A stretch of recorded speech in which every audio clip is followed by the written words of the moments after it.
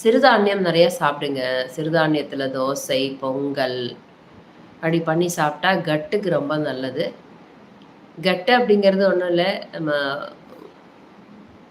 வாய் வந்து முதல்ல நம்ம ஆகாரம் சாப்பிடுற இடம். அதிலேருந்து கனெக்ட் ஆகுற பைப்பு.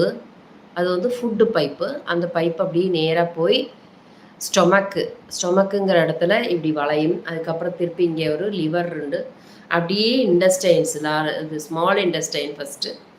அதுக்கப்புறமா ஃபுட்டு டைஜஸ்ட் ஆகி அந்த சத்தெல்லாம் அப்சார்ப் ஆனதுக்கப்புறம் லார்ஜ் இன்டெஸ்டைன்ல போகுது. லார்ஜ் இன்டெஸ்டைன்ல நிறைய குட் பாக்டீரியா இருக்குது.